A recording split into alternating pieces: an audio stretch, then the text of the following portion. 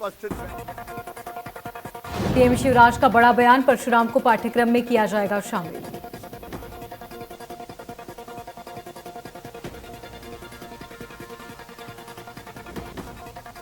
आज देश भर में मनाई जा रही परशुराम जयंती। भोपाल में सीएम शिवराज सिंह चौहान ने 21 फुट ऊंची प्रतिमा का अनावरण किया। आज देश भर में मनाया गया ईद का त्योहार। मस्जिदों में कड़ी सुरक्षा के बीच अदा की गई नमाज। आज त्योहारों को लेकर खरगोन में संपूर्ण कर्फ्यू। प्रशासन ने जनता से अपील की, कहा घरों में करें नमाज अदा।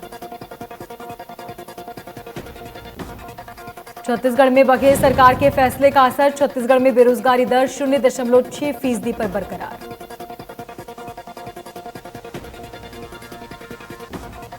केंद्रीय मंत्री नरोत्तम मिश्रा ने कहा कि यह साबित हो गया है कि शिवराज सरकार किसान और कर्मचारी हितैषी है।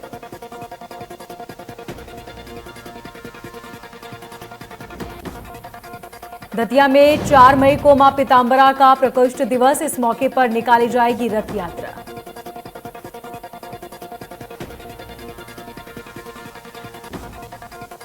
पूरे देश की तरह ग्वालियर में भी ईद यानी कि मीठी ईद का त्योहार हर्षोल्लास के साथ मनाया गया।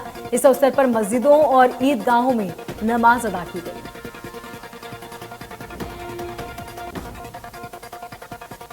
खरगोन में जिला प्रशासन पूरे दिन अलर्ट। फैसले के बाद श्री गौड़ ब्राह्मण समाज के प्रदेश अध्यक्ष और खरगोन विधायक रवि जोशी द्वारा भगवान परशुराम जी की पूजा अर्चना की गई।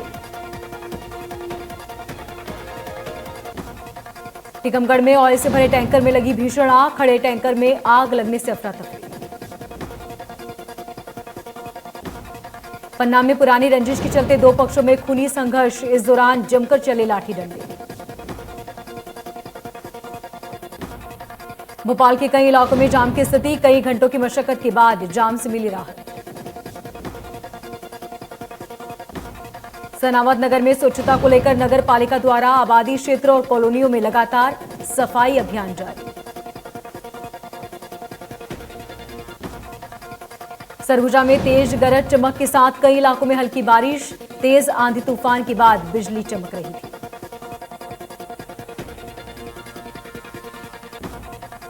अंबिकापुर में नोटिस देने के बावजूद भी अतिक्रमणकारियों द्वारा किए गए अतिक्रमण को नहीं हटाया गया।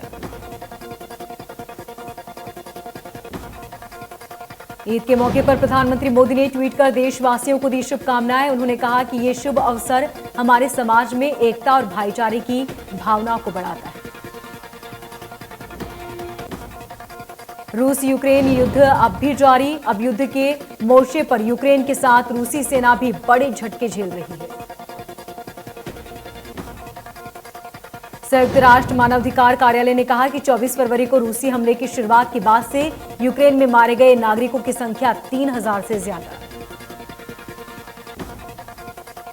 HCHR ने कहा कि ज्यादातर पीड़ित मिसाइल हमले और हवाई हमले जैसे व्यापक प्रभाव क्षेत्र वाले विस्फोटक हथियार से मारे गए।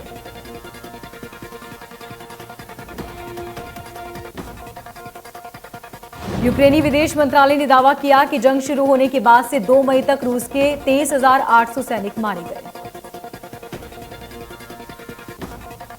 मंत्रालय ने कहा कि रूस को युद्ध में अब तक 194 एयरक्राफ्ट, 155 हेलीकॉप्टर और 1000 से ज्यादा टैंक, इसी के साथ कई वाहन और टैंकों को नुकसान हुआ। देश के कई राज्यों में भीषण गर्मी का प्रकोप जारी। पिछले कई दिनों से लू के थप्पड़ों से लोग परेशान। कोलकाता नाइट राइडर्स ने राजस्थान रॉयल्स को 7 विकेट से हराया। राजस्थान ने पहले बैटिंग करते हुए 152 रन बनाए।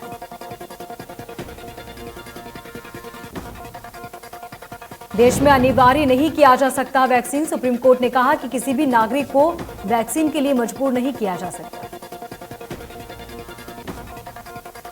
भारत में 24 घंटे में कोरोना वायरस के 2558 मामले, 19,100 एक्टिव केस, 20 लोगों की मौत।